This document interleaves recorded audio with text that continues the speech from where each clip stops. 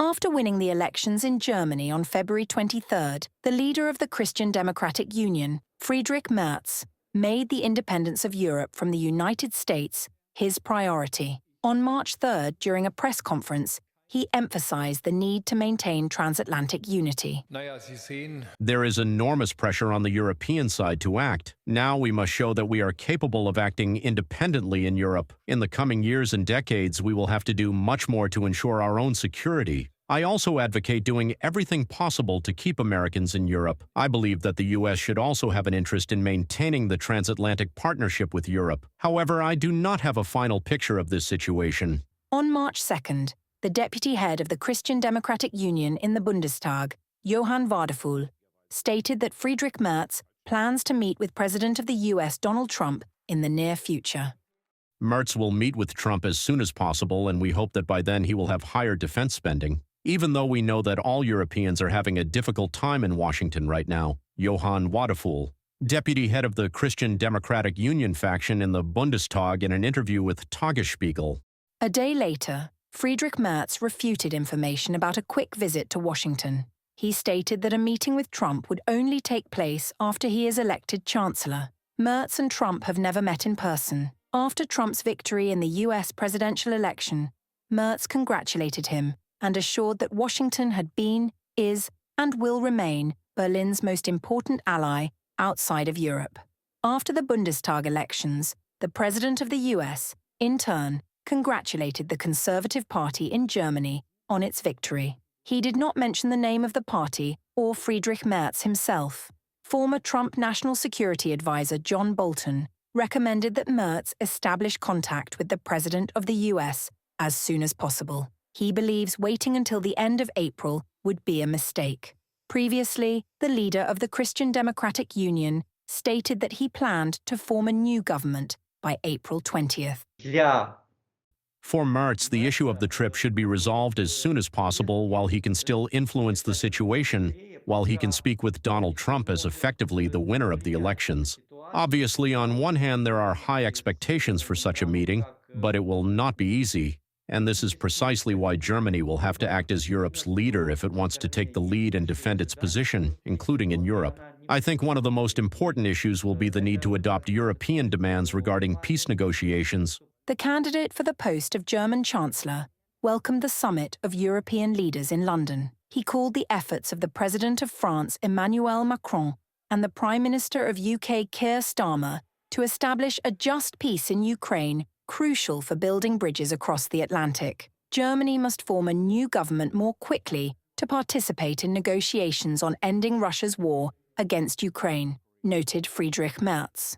President of France Emmanuel Macron and the Prime Minister of UK Keir Starmer are taking initiative, and that's a good thing. I welcome the fact that Starmer is coordinating his actions with the European Union, even though his country is not part of the alliance. Olaf Scholz and I are still trying to communicate the German position on European negotiations before they end.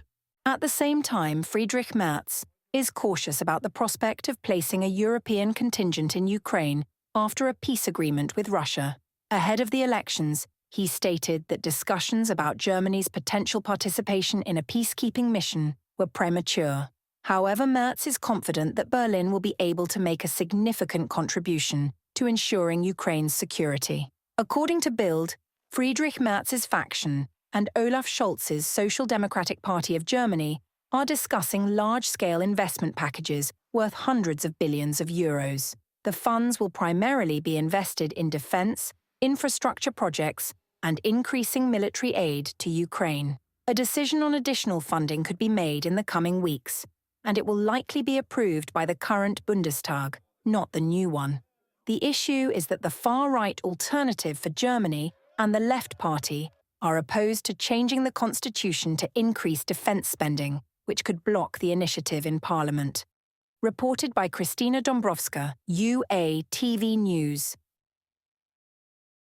According to preliminary results of the snap elections, 5 political forces have entered the German parliament. The conservative bloc wins with more than 28.5% of the vote. Following them is the far-right Eurosceptic Alternative for Germany, which achieved a record-breaking 19.5% in this election. In third place is Olaf Scholz's Social Democratic Party, with 16% of the vote. Additionally, the Bundestag will include representatives from the Greens and the Left Party. The leader of the CDU-CSU bloc, Friedrich Merz, who could become Germany's next Chancellor, has stated that he is already working on forming a new coalition. If negotiations proceed smoothly, the coalition is expected to be finalized by April 20. Together with the 120 seats held by the Social Democrats, our 328 seats out of a possible 630 mean that we are, of course, in a position to form a government. We will now hold talks in the next few days. The talks have already been prepared. We have already held 1 or 2 talks with each other. We will also prepare a reasonable transition phase, which will inevitably take a few weeks. In its program, the Christian Democratic Union has pledged to lead Germany out of economic recession and tighten immigration laws. These issues have dominated the country's political agenda in recent years. In terms of foreign policy, Merz's primary objective is to make Europe less dependent on the United States.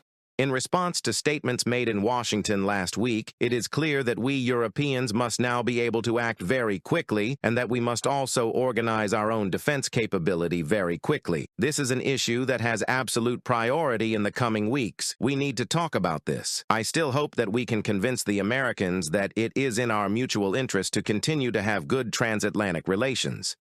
Germany has the largest economy in Europe, contributing approximately a quarter of the EU budget. Additionally, 18% of members of the European Parliament represent Germany. Many in Europe have high expectations for Friedrich Merz, as noted by the Minister of Foreign Affairs of the Netherlands. His statements also caught my attention, and they indicate that we are at the beginning of a historically new era. That means that we value transatlantic relations, but we have realistic expectations about what that means, and as Europeans, we will now have to organize ourselves. That is not necessarily the EU and the EU institutions. It is Europeans, including the British, including the Norwegians, and others who want to participate. We will have to organize ourselves to be able to meet the new challenge that Trump also presents to us. Throughout the election campaign, Washington remained cool toward the conservatives. The administrator of the White House Department of Government Efficiency, Elon Musk, publicly endorsed the far-right Alternative for Germany, calling it Germany's last spark of hope. Furthermore, during a speech at the Munich Security Conference, US Vice President J.D. Vance urged German parties to reconsider their agreement not to cooperate with AfD. At the same time, US President Donald Trump congratulated the CDU on its victory, calling it a great day for Germany.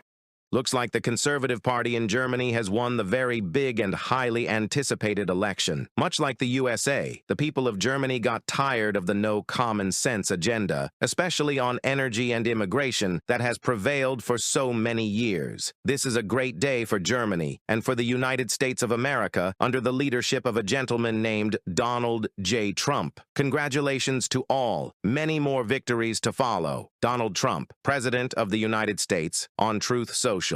In contrast to the policies of the current Chancellor Olaf Scholz, CDU leader Friedrich Merz has vowed to take a tougher stance on Russia and increase support for Ukraine. Specifically, Merz has promised to begin supplying Ukraine with Taurus cruise missiles. Previously, he visited Kyiv and also met with Ukrainian President Volodymyr Zelensky at the Munich Security Conference, where they discussed defense cooperation. Zelensky also congratulated the CDU on its election victory. Congratulations to the CDU, CSU, and Friedrich Merz on their victory in the Bundestag elections. A clear voice from the voters, and we see how important this is for Europe. We look forward to continuing our joint efforts with Germany to protect lives, bring real peace to Ukraine, and strengthen Europe. Europe must be able to defend itself, develop its industries, and achieve necessary results. Europe needs collective success, and success will bring Europe even greater unity. Volodymyr Zelensky, President of Ukraine on social network X.